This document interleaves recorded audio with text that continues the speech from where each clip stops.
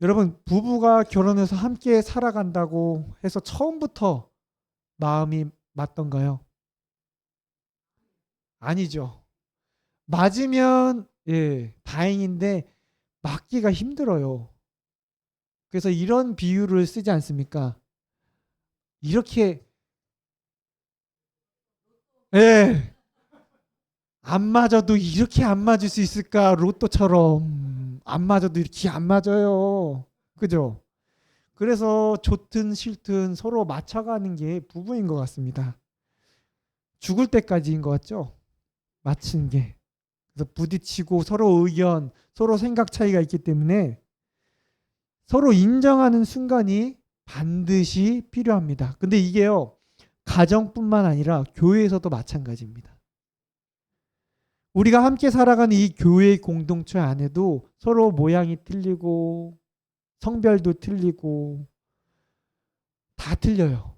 나이도 틀리고 남녀노소. 그런데 예전엔 그래도 정이라도 있었지 않습니까?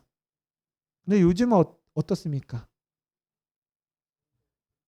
누군가 말 한마디에 쉽게 상처받고 작은 차이 하나에 곱게 바라보지 못하는 게 현실이에요.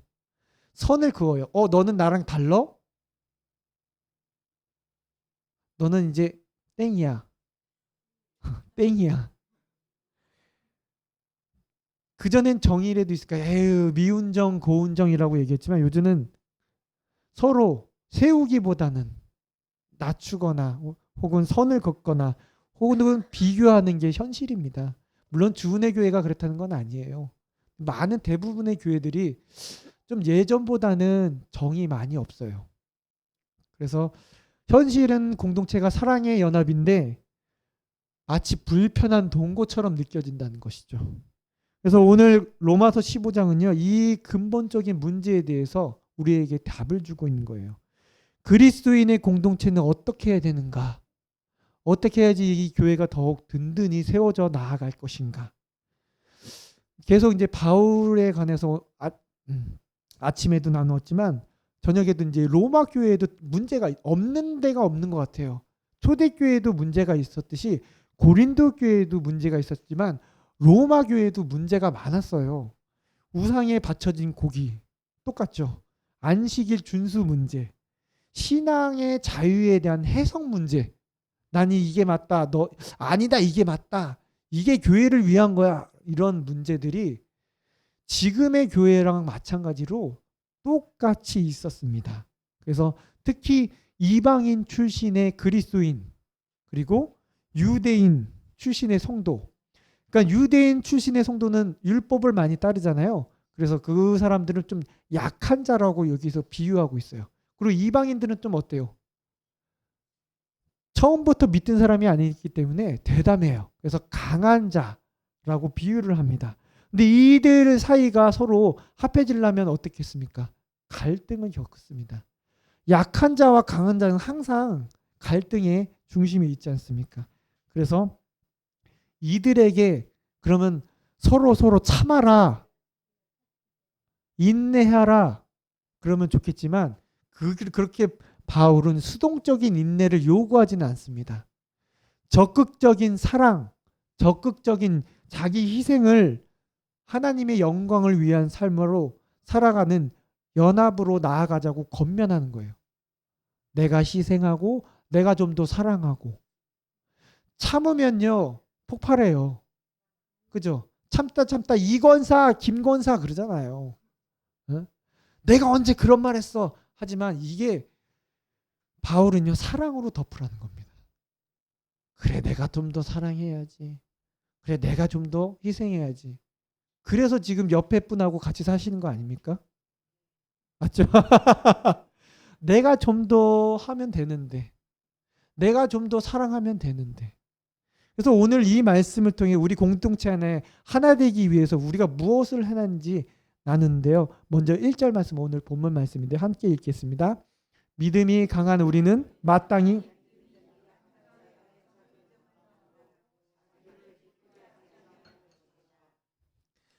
바울이 말하는 강한 자는요, 자신의 신앙적 자유의 확신이 분명한 거예요. 그러니까 뭐 우상의 재물을 먹어도 나는 끄떡없다. 하나님의 것이니까. 이런 신앙의 자유가 있어요. 이것을 해도 제가 되지 않는다는 확신이 있는 거죠. 왜요? 하나님이 함께 계시니까. 그런데 바울은 이에 대해서 자기 만족, 자기 자신, 주장 그거에 대해서 단호하게 말하고 있습니다. 오히려 그 신앙이 강함으로 사용해서 연약한 지체들에게 짐이 될 수 있기 때문에 그 확신을 자기 만족, 자기 주장에 쓰지 말라는 거예요. 나는 이러니까 네가 신앙이 약한 거야. 어떻게? 내 주장, 이 신앙이 맞아. 이 진리가 맞아. 이거를 쓰지 말라는 겁니다. 왜요? 지체가 연약한 지체가 있기 때문에. 그래서 짐을 같이 담당해라. 짊어지라라고 얘기하는 겁니다. 담당하다는 말은요. 그저 도와주는 수준이 아닙니다. 그 짐을 내 것으로 받아들이고 그 고통을 함께 나누는 거예요. 그 사람의 아픔을 같이 나누는 거라는 거죠. 그 사람이 갖고 있는 그 짐을 같이 짊어지라는 거예요. 그냥 바라보고만 있으면 세상 사람들이 있는 공동체랑 똑같아요. 그래, 잘하겠지. 가서 손을 잡아주고 내가 기도할게 김권사, 이 집사. 뭐 필요한 거 있으면 연락을 줘. 이런 마음. 이것이 짊어지는 겁니다라고 오늘 바울은 우리들에게 말씀해 주고 있습니다. 만약 여러분이 신앙의 연륜이 있고 확신이 분명한 강한 자라고 느껴진다면 새로운 성도 혹은 약한 자들에게 그 고민을 가볍게 여기지 말라는 겁니다. 고작 그런 거에 흔들려 이 믿음 약한 놈.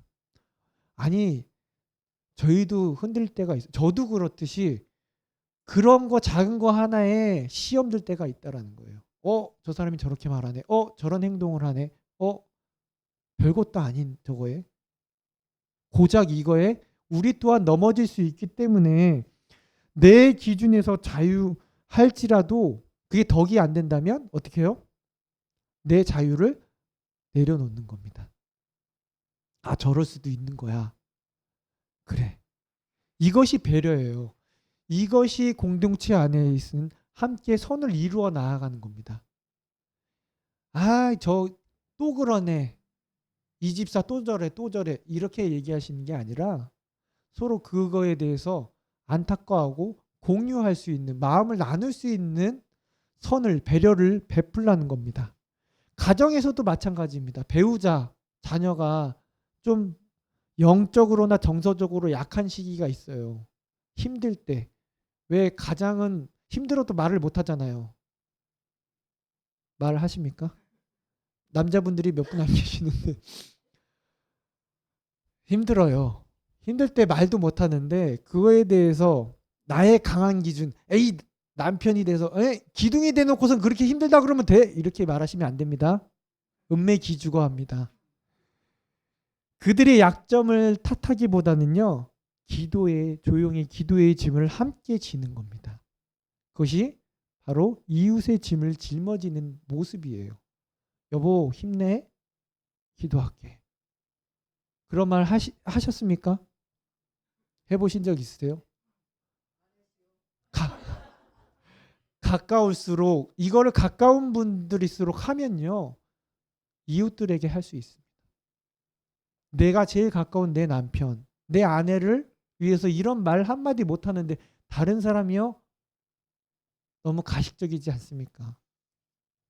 우리가 그리스도인이라면 먼저 내 남편이 힘들지? 기도할게. 그 힘이 얼마나 될까요? 그리고 내 이웃을 위해서 그런 일 있어요? 저 교회 다니는데 누구누구를 위해서 하겠습니다. 여러분 그러면 얼마나 힘이 되겠습니까? 나의 기쁨과 나의 평안을 잠시 내려놓고 우리의 강함은 누군가에게 상처가 되는 게 아니라 걸림돌이 아니라 뭐예요? 약한 자에게 디딤돌이 되는 거예요. 내 남편에게, 내 자녀에게, 내 옆에 있는 동역자들에게 디딤돌이 되는 거예요. 내가 믿음이 더 강하다면요. 저 사람을 위해 더 섬기고 기도하고 함께 하는 거예요. 그게 디딤돌인 거죠. 그런데 바울은 묻습니다. 왜 이렇게까지 해야 합니까? 왜 디딤돌이 되어야 하나? 우리가 이웃을 기쁘게 하고 그들의 짐을 짊어져야 하는 가장 강력한 이유가 바로 뒤에 나옵니다. 우리 3절 말씀인데요. 같이 읽겠습니다. 우리 그리스도께서 자기를 기쁘게 하지 아니하셨나니 기록된 바 주를 비방하는 자들의 비방이 내게 미쳤나이다. 아멘. 2절도 같이 있는데 2절도 같이 읽겠습니다. 앞에. 네. 우리 각 사람이 이웃을 기쁘게 하되 선을 이루고 덕을 세우도록 할지. 그리고 3절에 그리스도께서 자기를 기쁘게 하지 아니하셨다라고 말씀하십니다. 이 말씀은요, 예수님이 죄 없으신 하나님의 아들로서 자신의 영광, 자신의 안락함을 주장하실 수 있는 충분한 권리가 있음에도 불구하고 그걸 포기하고 이 땅에 내려오셨다는 얘기예요. 굳이 창조주 되시는 하나님께서 이 땅에 오실 필요가 있으십니까? 없으십니까? 내 안락, 내 평안을 위해서는 피조물이 어떻게 되든 상관이 없어요. 하지만 그분은 그것을 기꺼이 포기하시고 저와 여러분들을 위해서 이 땅에 오셨다는 겁니다. 여러분, 이게 사랑이고 이게 자기 희생이에요. 이 말씀처럼 그분을 자신을 조롱하는, 거부하는 죄인들을 받으시고 수치와 모욕을 대신 짊어지셨다는 거예요. 그러니까 낮아짐. 여러분, 바닥까지 낮아져 보신 적 있으세요? 예수님이 그렇게 하셨다라는 거예요. 창조주가 피조물들에게 욕을 먹고 치욕을 당하고 수치를 당했어요. 하지만 그거를 기꺼이 받으셨다는 겁니다. 우리는 그 정도까지는 하진 않아도 우리가 지체를 위해서 감사하는 불편, 오해, 예수님이 짊어지신 그것보다 비교할 수는 없다라는 겁니다. 그러므로 사랑하는 여러분, 공동체에서 어떤 봉사할 때 나는 이 정도 했으니 인정받아야 하지 않나, 이런 마음이 떠오를 때가 있어요. 그 마음을 내려놓고 예수 그리스도의 그 비방을 받으면서도 우리를 섬기셨던 그 모습을 떠올리라는 겁니다. 예수님이 언제 인정받기 위해서 그렇게 하셨나요? 나 인정해줘야 돼. 나 너희들을 위해서 십자가에 죽고 수치당하고 모욕, 조롱거리 당했는데 나 인정해줘. 아무도 인정 안 해주셔도 예수님은 하셨다라는 거예요. 그것이 바로 그리스도를 닮아가는 가장 진실한 모습이고 가장 복된 삶이기 때문에 여러분, 우리도 옆에 지체를 위해서 때론 이러한 모습으로 나아가는 것입니다. 우리의 언행도 마찬가지예요. 우리의 말 한마디로 사람을 살릴 수도 있고 사람을 낙심하게 만들 수도 있다는 것이다. 내가 하고 싶은 말이 아니라 상대에게 덕이 되는 말을 하는 거예요. 위로가 되는 말, 힘을 주는 말을 선택하라는 거예요. 한 번 더 생각하시면 돼요. 내 기분대로 말하기보단 어가 다르고 아가 다르듯이, 부부의 사이에도 어가 다르고 아가 다르듯이, 여보 이것도 안 해놨어, 이게 아니라요. 여보 이거 언제 해줄 겁니까? 저도 그렇게 잘 못해요. 이거 왜 안 해놨어? 막 이러면서 인상 쓰고 짜증내면요, 서로 벌써 기분이 상하고 싸우고 저녁에 반찬이 좀 덜 나오고 그러잖아요. 그 대신에 말을 좀 그리스도인으로서 예수님의 모습을 닮아가는, 그리고 교회 안에서도 마찬가지예요. 그럼 바뀌더라고요. 바뀌어요. 내가 바뀌면 옆 사람이 바뀌는 거예요. 내가 섬기면 옆 사람이 저를 섬기게 돼요. 이게 황금률 아닙니까? 내가 받고자 하면 누구예요? 먼저 섬겨라. 왜요? 예수님이 몸소 보이셨기 때문에. 여러분, 예수님은 그냥 말씀하신 적이 한 번도 없으세요. 먼저 본을 보이셨던 거죠. 친히 몸소, 친히 발을 닦아주시고, 친히 그들을 위해서 기도하시고 눈물을 흘리시고, 제자들이 먼저 했던 모습을 보셨나요? 아니요. 예수님이 항상 먼저 하세요. 바울은 우리 교회의 연합과 화평이 단지 감정적인 노력이 아니라 그 힘의 근원을 분명히 제시해 주는데요. 4절 말씀입니다. 4절 말씀 같이 읽겠습니다. 제가 읽겠습니다. 무엇이든지 전에 기록된 바와 우리의 교훈을 위하여 기록된 것이니 우리로 하여금 인내로 또는 성경의 위로로 소망을 가지게 함이라. 우리가 인내하며 서로를 용납할 수 있는 힘은 세상의 지혜가 아니라 하나님의 말씀에서 나온다라고 얘기합니다. 성경은요, 우리가 연약할 때 위로를 주고 공동체의 갈등 속에서 인내를 가르치고 결국 이 모든 것을 견딜 수 있는 소망을 심어준다는 겁니다. 그러니까 말씀이 우리 안에 거하면, 우리가 말씀 안에 거하면요, 우리가 연약할 때 위로가 되는 거예요. 그리고 공동체 안에 갈등이 생길 때 내가 좀 참을 수 있게 하는 거예요. 그리고 이 모든 고난과 고통을 견딜 수 있는 뭐예요? 소망을 말씀이 주신다는 겁니다. 이 인내와 위로가 우리를 그리스도를 본받아 5절의 말씀처럼 서로 뜻이 같게 만든다. 같이 읽겠습니다. 이제 인내와 위로의 하나님이 너희로 그리스도 예수를 본받아 서로 뜻이 같게 하여 서로 뜻이 같게 되는 거예요. 서로 뜻이 틀리잖아요, 솔직히. 저 사람 생각 틀리고 이 사람 생각 틀린데 그 뜻을 갖게 해주는 게 뭐예요? 말씀 안에 거할 때. 한 마음, 한 입. 내가 노력한다고 어느 정도는 될 수 있지만 또 금방 풀어져요. 하지만 말씀 안에 거하게 되면요, 서로가 뜻을 갖게 하고 서로 공동체가 함께 발맞추어 나아가게 되는 것입니다. 그러므로 그리스도의 사랑으로 용납하고 하나 될 때 세상은 우리 공동체를 보게 되는 거예요. 이 뜻이 함께 되면 우리 공동체를 보게 되고 세상 사람들이 하나님을 보게 된다는 거예요. 바로 주 은혜 교회를 통해서. 그래서 손뼉치고 찬양한다고 뭐라 하지 마시고, 기도 소리가 좀 목소리가 크다고 왜 저 목소리를 크게 해서 그런 말보다, 이것이 옳다 저것이 틀리다는 기준보다는 오히려 그 안에서 조화로운 화음을 이루게 하시는 그리스도 안에서 한 마음과 한 입으로 하나님께 영광을 돌리는 겁니다. 이분은 강할 수도 있고 저분은 약할 수도 있는 거예요. 이분은 목소리가 클 수도 있고 저분은 약할 수도 있는 거예요.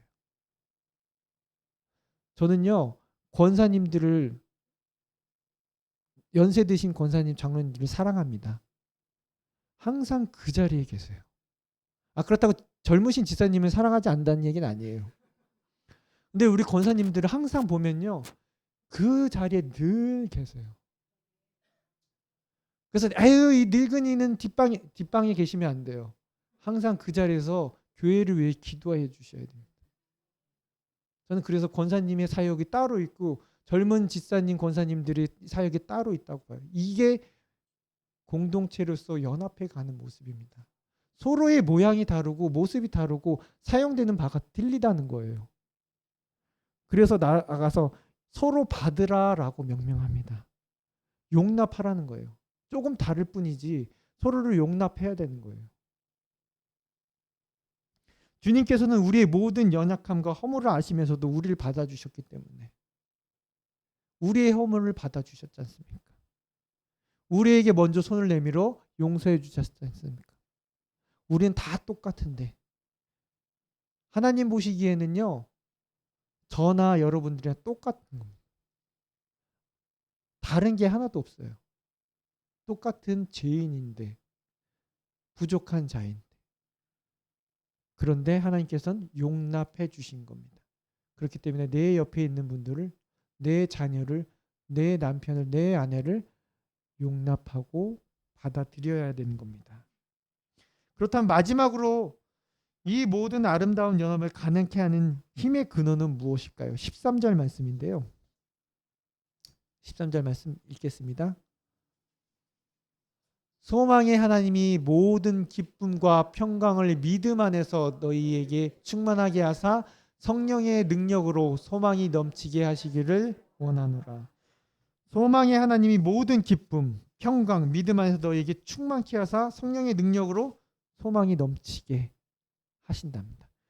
우리의 하나됨은요, 고갈되기 쉬운 우리의 감정, 노력 위에 세워지지 않고 어디에 세워지냐면요, 소망의 하나님 그 위에 세워진다는 겁니다. 하나님께서 성령의 능력을 통해 인간의 힘으로는 불가능한 넘치는 소망을 저와 여러분들이 이 공동체 안에 부어주신다는 겁니다. 그러므로 하나됨의 어려움 앞에서 좌절하거나 포기하지 마십시오. 하나님이 세워주세요. 우리 공동체. 하지만 우리도 노력은 해야 돼요. 서로 사랑하고 용납하고 용서하고 받아들이고 서로 사랑하고. 그래서 공동체 안에 다툼, 불화 생길 때 우리의 힘으로 해결하기보다는 성령의 능력을 구하는 거, 기도하는 겁니다. 기도 안에 거하라. 말씀과 기도 안에 거하면요, 우리는 하나님 한 뜻 안에서 든든히 세워져 나아갈 것입니다. 말씀을 마무리하겠는데요. 교회는 완전한 사람들이 모인 곳이 아니에요. 항상 부족합니다. 오히려 그리스도의 사랑으로 힘입어 연약함을 품고 함께 걸어가는 사람들의 모임입니다. 오늘 말씀을 통해 우리는요, 그리스도께서 우리를 받아주셨듯이 우리가 서로를 품고 인정해야 할 분명한 소명, 책임이 있음을 깨닫게 됩니다. 그래서 우리 각자 강함을 내려놓고 그리스도의 모범을 따라 작은 십자가를 짊어지시기 원합니다. 우리의 힘이 아니라 성령의 능력으로 서로를 공동체 안에서 참된 평안과 넘치는 소망, 그것을 바라보며 하나님께 영광을 돌리는 교회가 되길 원합니다.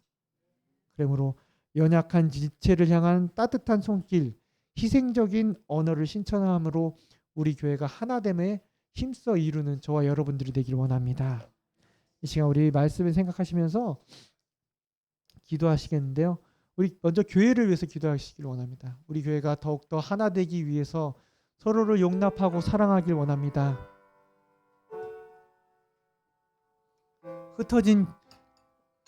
흩어져서 교회에 이제 다시 들어와야 되는데 마음이 심란한 그들을 위해서 우리가 그들을 용납할 때 왜 왔어가 아니라 잘 왔어. 주님 안으로 잘 왔어. 기다리고 있었어. 예수님이 저와 여러분들을 기다리지 않았습니까? 우리도 그들을 용납하고 용서하고 사랑할 수 있는 그런 하나됨의 공동체가 되게 해달라고 이 시간 다 같이 기도하시겠습니다.